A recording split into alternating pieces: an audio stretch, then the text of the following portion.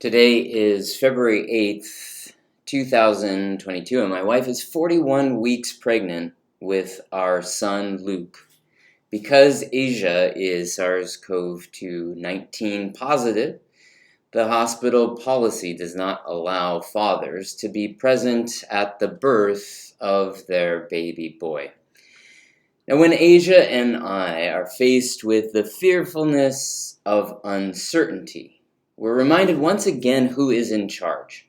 Anxiety is something I deal with every day in my practice, so you'd think I'd have some understanding of how anxiety works. So here is what we are asking from our family and friends to bring us peace.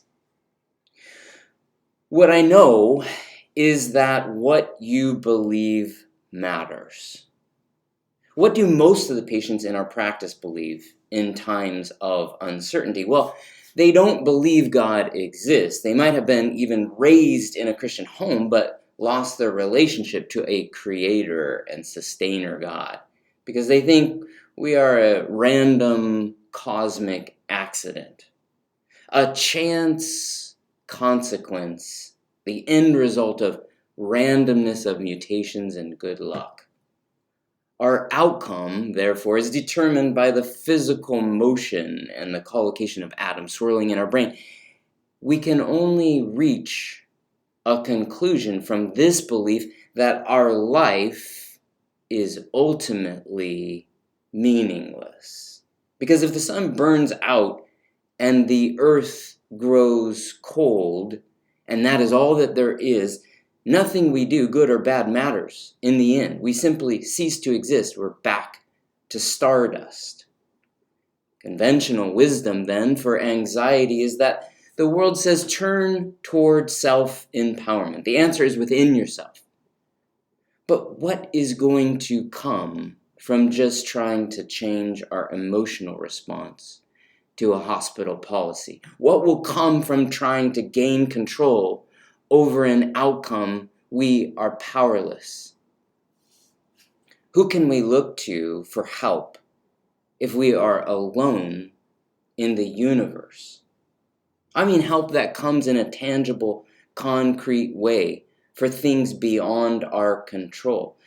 So what you believe does matter, and we believe that we were created by an all-powerful, all-knowing, timeless, spaceless, immaterial, creative, personal, loving, relational God. And we were made in His image with the will to choose who to love, with the will to choose who to put our trust in.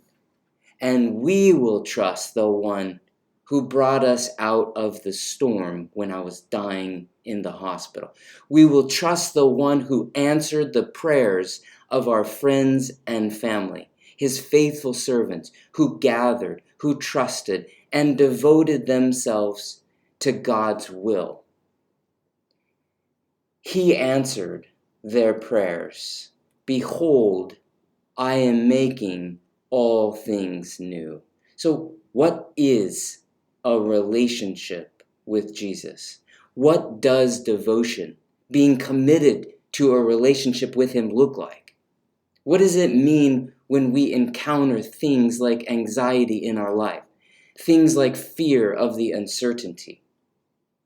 How do we attach the faith we confess with our lips and the trusting obedience to the one who brings us a supernatural peace?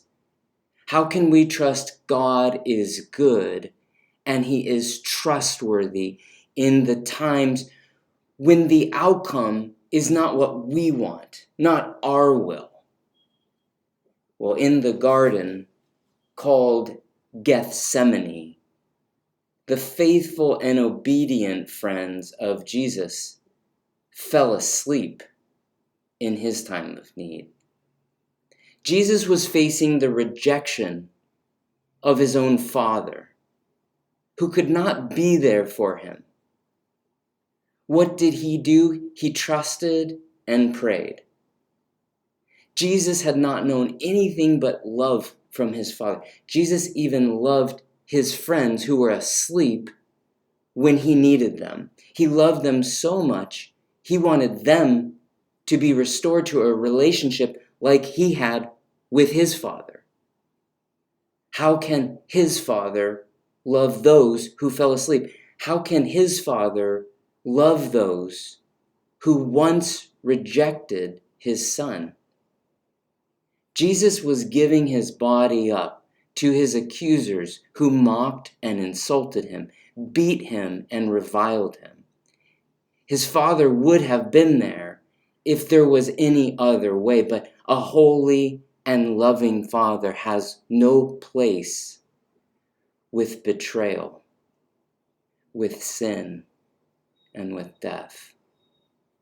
So he allowed his Son to go where the perfect and holy cannot, sin and death. And he cried from that place of sin and death, my God, why have you forsaken me? Why, Papa, are you not here for me? Why have you left me alone? Because the Father was patiently waiting in a heavenly garden for the return of his Son.